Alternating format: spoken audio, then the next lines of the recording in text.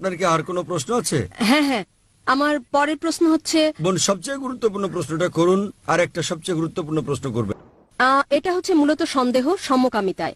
ইসলামে কি এটা নিষিদ্ধ এবং কেন তাহলে?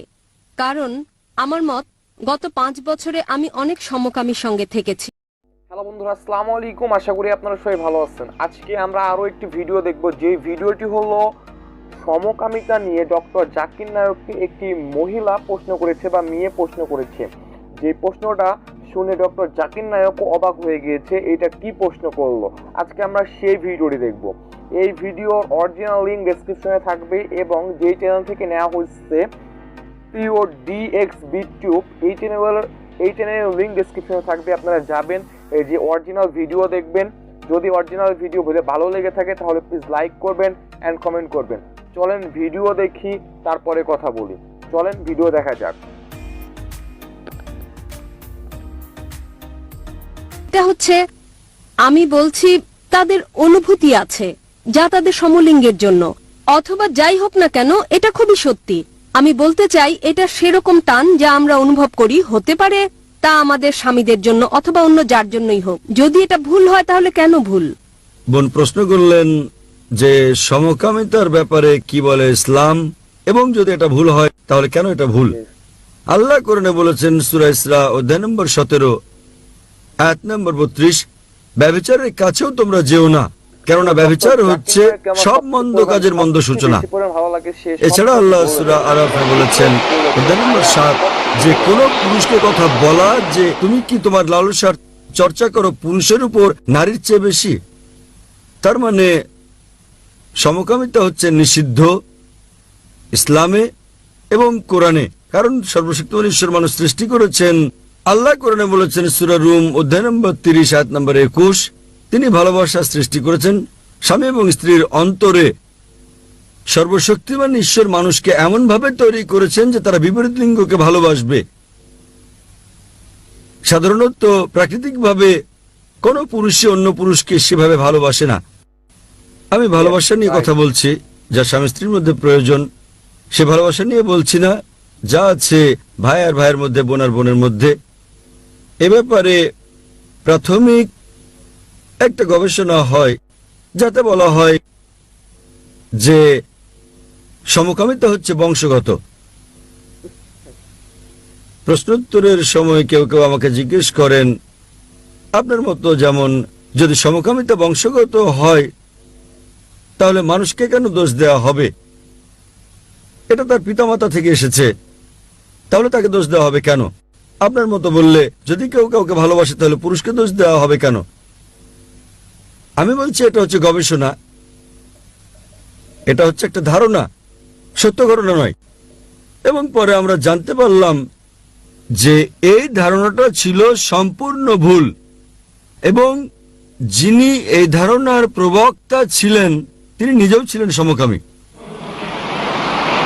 তাহলে সমকামিতা বংশগত নয়, এটা গড়ে ওঠে। বর্তমান বিজ্ঞান আমাদের বলে কিভাবে সমকামীরা গড়ে ওঠে, কারণ সর্বশক্তিমান ঈশ্বর যার অনুমতি দিয়েছেন, মানুষের জন্য যার অনুমতি আছে, আপনি বিয়ে করেন, নিকাহ করেন, আপনি পারেন স্ত্রী সহবাস করতে। এবং ইসলাম বলছে যখন স্ত্রী সহবাস করো, স্ত্রীর সঙ্গে সহবাস করো, সেটা আল্লাহর ইবাদত। কারণ আপনি হারাম ঠেকাচ্ছেন, আপনি যাচ্ছেন না দাম্পত্য বন্ধনের বাইরে আপনার আকাঙ্ক্ষা মেটাতে। সেটাই তো ইসলাম। আজ বিজ্ঞান আমাদের বলছে, আজ গবেষণা আমাদের বলছে যে সেসব লোক যাদের দাম্পত্য সম্পর্কের বাইরেও অনেক জীবন সঙ্গী রয়েছে, তাদের সঙ্গে তুলনায় যাদের কেবলমাত্র আছে স্বামী এবং স্ত্রীর মধ্যে সম্পর্ক, তারা উপভোগ করে যৌন মিলন অন্যদের তুলনায় অনেক বেশি ভালো। এবং আজকাল যা ঘটছে, যখন আপনি এসব নিয়ে ক্লান্ত হয়ে পড়েন, আপনি পাশ্চাত্য দেশে যান, সেখানে রক্ষিত রয়েছে 5, 10, 20, কোনো সমস্যা নেই। আপনি শুরু করেন এরপর অস্বাভাবিক কাজ করতে, আর যখনই আপনি অস্বাভাবিক কাজ শুরু করেন, আপনি স্রষ্টার আইন অনুসরণ করছেন না, এবং আপনি ভুল পথে আপনার কামনা চরিতার্থ করার চেষ্টা করেন। যখন আপনি ভুল পথে চলতে থাকেন, তখন আপনি যেতে থাকেন বাইরের দিকে অস্বাভাবিকতায়, এবং এভাবেই এক ব্যক্তি সমকামী হয়ে যায়। এটা বংশগত নয়, কারণ আপনি সীমার বাইরে চলে যান, যে সীমা দিয়েছেন সর্বশক্তিমান ঈশ্বর আপনাকে। আপনি অন্য জিনিস চেষ্টা করেন, আপনি অস্বাভাবিক জিনিস চেষ্টা করেন, এবং শেষ পর্যন্ত আপনি উপনীত হন এমন পর্যায়ে যে আপনি আর কখনো বিপরীত লিঙ্গের সঙ্গে মিলন উপভোগ করেন না, তাই আপনি সমলিঙ্গের সঙ্গে যৌনাচার করেন। তাহলে বলে এখানে তারা সর্বশক্তিমান ঈশ্বরের আইন ভঙ্গ করে এবং তারা অস্বাভাবিক কাজ করে, আর এভাবেই তারা মানসিকভাবে পরিণত হয় সমকামিতে। তাহলে স্বাভাবিকভাবে সর্বশক্তিমান ঈশ্বরের আইন ভঙ্গ করা সম্পূর্ণ ভুল, এবং এভাবেই একজন মানুষ হয়ে পড়ে সমকামী। তাই তাদেরকে বিশ্বাস করতে হবে যে ইসলাম সমকামিতা নিষেধ করে, এমনকি খ্রিস্ট ধর্ম সমকামিতা নিষেধ করে। বেশিরভাগ ধর্মই সমকামিতার বিরুদ্ধে। এখন পাশ্চাত্যের দেশেও বলা হচ্ছে গণতন্ত্রের কারণে বেশিরভাগ লোক যা বলে তাই জয়ী হয়ে যায়, সংখ্যাগরিষ্ঠতা জয় হয়। ইসলামে সংখ্যাগরিষ্ঠতা জয়ী হয় না, হক জয়ী হয়, সত্যের জয় হয়। আমার মনে পড়ে 1996 সালে যখন আমি কানাডায় গিয়েছিলাম, প্রথমবারের মতো লেকচার দিতে গিয়েছিলাম, কাগজের প্রথম পৃষ্ঠায় দেখলাম একজন পুরুষ আরেকজন পুরুষকে চুমু খাচ্ছে, এক পুরুষ আরেক পুরুষকে চুমু খাচ্ছে এবং বলছে তারা পরস্পরকে বিয়ে করেছে।